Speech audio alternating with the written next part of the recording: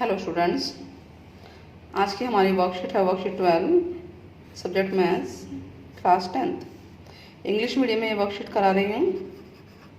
ठीक है, टॉपिक है equation reducible to a pair of linear equation in two variables. यानी linear equation in two variables है, उसमें आपको इक्वेशन को रिड्यूस करना है। यानी कोई भी टॉपिक है उसको टू वेरिएबल्स की इक्वेशन में रिड्यूस करना है। इसमें मेन बात आपको ये 2 पॉइंट्स इंपॉर्टेंट है, ध्यान रखना है, जो पहले भी वर्कशीट्स में हो चुके हैं। ज्योमेट्रिकली ग्राफिकली अगर सॉल्यूशन जो होते हैं, अब सॉल्यूशन निकालने होंगे लीनियर इक्वेशन के, तो सॉल्यूशन अगर ज्योमेट्रिकली ग्राफिकली निकालना है तो 3 सॉल्यूशन है। कंसिस्टेंट यानी यूनिक सॉल्यूशन, यूनिक सॉल्यूशन में ग्राफ ऐसे एक दूसरे को कट करते हैं कहीं ना कहीं, वो किसी भी पॉइंट पर कर सकते हैं।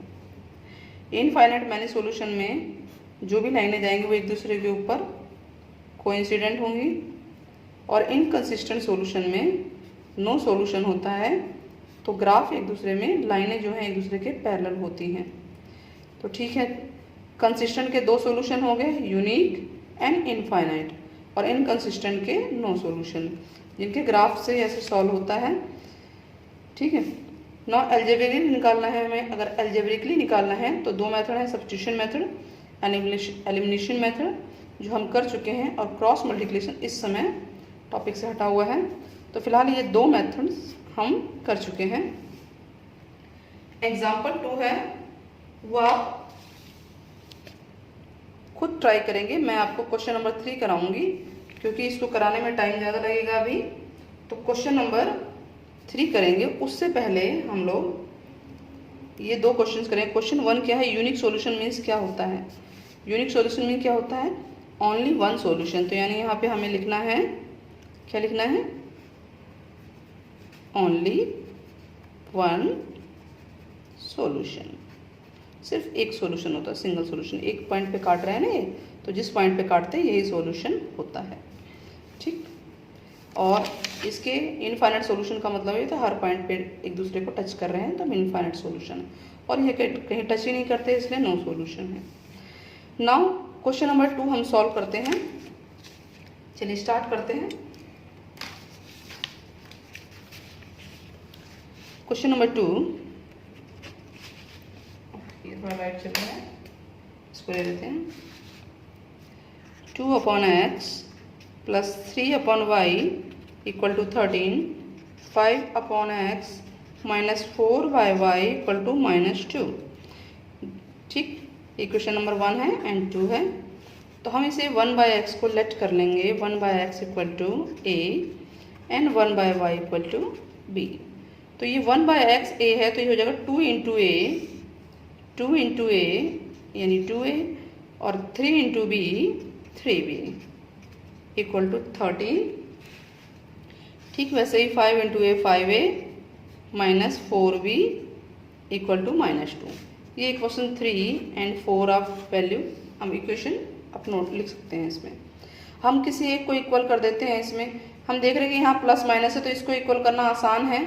कोई भी मेथड से हम इसे सॉल्व कर सकते हैं। 2 मेथड हैं, सब्स्टिट्यूशन मेथड, एलिमिनेशन मेथड। तो एलिमिनेशन मेथड का यूज़ कर लेते हैं हम लोग। तो चलिए हम इसको सॉल्व करते हैं।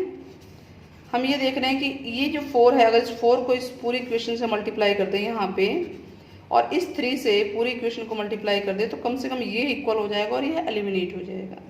कैसे होगा, चलिए ट्राई करते हैं। 4 2 जा 8, 4 3 जा 12, ए और बी लिखते जाएंगे, और 13 4 जा बताइए 52 होता है ना, और ये 15 आएगा, ए 12 बी -6। क्योंकि यहाँ सिंबल प्लस माइनस ऑलरेडी है तो हमें सिंबल चेंज करने की जरूरत नहीं है, डायरेक्ट कट जाएंगे। दोनों प्लस के हैं तो 15 और 8 23a, और इसमें से ये माइनस कीजिए तो ये 46 आ रहा है। तो a इक्वल टू हो गया 46/23, 2 आ गया, a इक्वल टू 2 है। नाउ फ्रॉम 3, इक्वेशन 3 या 4 में यहाँ वैल्यू पुट करेंगे, यहीं a और b है, 1 एंड 2 में नहीं करेंगे। तो हम फ्रॉम 1 में पुट करते हैं तो ये हो जाएगा 2a, a यानी 2, ठीक है, 2a plus 3b equal to 13।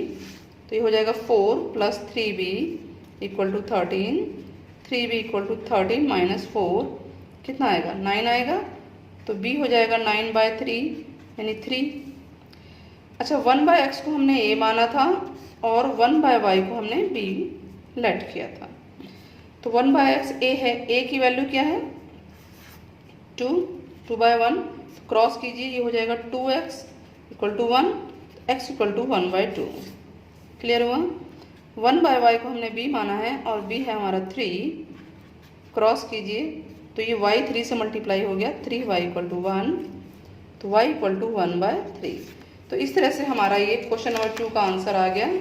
देखिए, तो इस तरह का कोई भी क्वेश्चन अगर इस तरह से अपॉन का है तो आप a b है या u v p q कुछ भी लेट कर सकते हैं अपॉन को, और इक्वेशन को इजी बना के सॉल्व कर सकते हैं। क्लियर हो गया। चलिए नेक्स्ट करते हैं। नेक्स्ट क्या है, बहुत इंपॉर्टेंट क्वेश्चन है ये वाला, इस तरह का 8 वुमेन 8 वेमेन हैं एंड 12 मैन हैं, वो टुगेदर वर्क करते हैं, एक साथ मिलके काम करते हैं और एक काम को, कोई भी एक काम मान लीजिए 10 डेज में फिनिश कर देते हैं। अगर इतने लोग लगते हैं, टोटल 20 हो गए ना, 20 हो गए, तो 10 डेज में ये लोग ख़त्म कर देते हैं। दूसरी सिचुएशन, अगर 6 वुमेन हैं और 8 मैन हैं, 6 वुमेन है और 8 मैन है और ये मिल जाएं तो उसी काम को 14 डेज में करते हैं। देखिए वुमेन कम हो गई हैं और मैन भी कम हो गए, तो डेज इसलिए बढ़ गए हैं। तो हमें ये निकालना है कि 1 वुमेन कितने डे में फिनिश करेगी अगर अकेली लगी रहे तो, या 1 मैन कितने डे में फिनिश करेगा अगर वो अकेला काम करे तो इस तरह की सिचुएशन में हम मान के चलते हैं किस तरह से क्वेश्चन होगा। देखिए, लेट 1 वुमेन क्या है ये, फिनिशेस या कंप्लीट्स, फिनिशेस 1 वर्क इन कितने डेज में, x डेज में। तो 1 मैन फिनिश करेगा उसी काम को, वो 1 काम को y डेज में हमने मान लिया, ये तो y डेज में। तो एक दिन में ये कितना काम करेंगे, work done in 1 day by 1 women. Example लेके आपको समझाती हूँ मैं। मान लीजिए यहाँ पे 10 डेज होता है, कोई औरत 10 दिन में काम पूरा कर रही है, तो एक दिन में 1/10वां हिस्सा करेगी। अगर 20 डेज में कर रही है तो एक दिन में 1/20वां पार्ट करेगी। तो वैसे ही x डेज में कर रही है तो एक दिन में कितना पार्ट करेगी, वो 1/xवां पार्ट करेगी। ये एक दिन का काम है, ध्यान रहेगा, 1 डे का ये इतना हिस्सा है, काम का इतना हिस्सा है, ये पार्ट ऑफ वर्क है ये। ठीक उसी प्रकार से 1 मैन एक दिन में कितना काम करेगा, 1/y पार्ट, ठीक है, टोटल पार्ट का इतना हिस्सा काम करेगा। अब अकॉर्डिंग टू क्वेश्चन इकट्ठे काम कर रहे हैं ये लोग। तो 8 वुमेन हैं, तो एक औरत एक दिन में इतना काम कर रही है, तो 8 औरतें कितने दिन में करेंगी, 8 इंटू ये हो जाएगा, तो यानी 8/x हो जाएगा। ठीक वैसे 12 आदमी हैं तो ये हो जाएगा 12/y, क्योंकि ये मिलके 10 दिन में काम कर रहे थे, तो एक दिन में काम कितना होगा, 1/10वां हिस्सा। ये बात ध्यान रहे, ये 1 डे का काम है, 1 डे वर्क। 1 डे में 8 औरतें और 12 आदमी काम का 10वां हिस्सा कर पाएंगे। ठीक वैसे ही 6 औरतें यानी 6/x प्लस 8 आदमी 8/y काम का 1/14वां हिस्सा कर पाएंगे, 14th पार्ट। ये जो हिस्सा है ये पार्ट 1 डे का काम है, टोटल डेज का नहीं है। ठीक है, अब क्योंकि अपॉन में आ गया ये, तो हम इसे मान लेंगे, लेट कर लेंगे 1/x को पी क्यू, जैसे इसमें एग्जाम्पल में है तो पी भी मान सकते हैं, एंड 1/y को क्यू मान लिया हमने। चलेगा, चलेगा, चलिए। तो यहाँ पे क्या हो जाएगा, 8p, 1/x को p माना है तो p हो गया, ऊपर आ गया 8 into p plus 12q equal to 1/10। ठीक है, इस 10 को अपॉन को हटाना है तो आप इसको इधर भेज दीजिए, 10 से मल्टीप्लाई हो जाएगा ये पूरा, 8p plus 12q equal to 1 बचेगा। तो ये क्या आ जाएगा, 80p प्लस, ये इक्वेशन 1 मान लेते हैं, ये 2 मान लेते हैं, 80p प्लस ये कितना हो गया 120, q 120q equal to 1, third equation. ठीक वैसे ये वाला है, ये हो जाएगा 6p plus 8q equal to 1/14 है, और फिर 14 उधर चला जाएगा, ठीक है, इक्वल टू 1 होगा। अब इसको इससे मल्टीप्लाई कीजिए, कितना आएगा बताइए।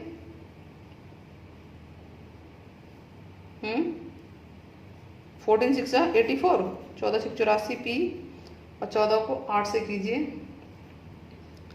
8 चौक 32, 8 एक 8 और 3 11, 112 q equal to 1। This is equation number 4। हम इसको एक साथ लिख लेते हैं दोनों को, ठीक है, और सॉल्व करते हैं नेक्स्ट पेज पे।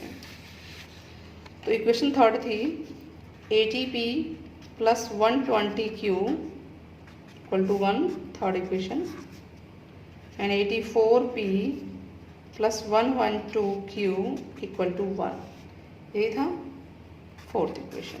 किसी एक को बराबर करना है, या p को या q को, तो चलिए हम p को बराबर कर लेते हैं। तो हम क्या करते हैं, इस 84 से इसको मल्टीप्लाई करेंगे और इस 80 से इसको मल्टीप्लाई करेंगे। तो मल्टीप्लाई कीजिए, इसको कितना आएगा, 0 आ गया, 4 8 32, ठीक है,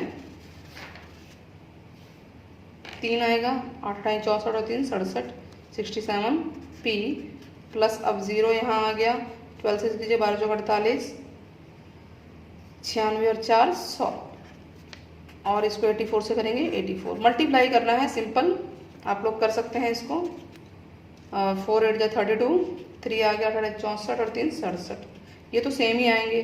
अब इसको इससे कीजिए 0, 8 दूनी 16, देखिए 0 तो लगेगा ही, 8 को 2 से गुणा करेंगे 16, एक हासिल 8 एक 8 और 1 9, 8 एक 8, और 80 को 1 से कीजिए 80 आ गया। अब सिंबल चेंज हो जाएंगे, या माइनस होगा या माइनस होगा, माइनस होगा, सिंबल कई बार बता दिया है मैंने। अब इसको छिपा देंगे, इसमें से माइनस कीजिए, तो 0 में से 0 हो गया 0, 8 में 6 गया 2, एक q लिखना है, 10 में से 9 गया 1, 9 में से 8 गया 1, ये आ गया 4।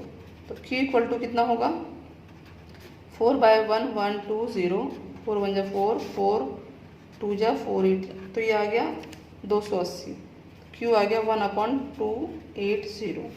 किसी भी इक्वेशन में रख सकते हैं, इसी में रख लेते हैं, ठीक है। तो फ्रॉम 3 क्या था यहाँ पे,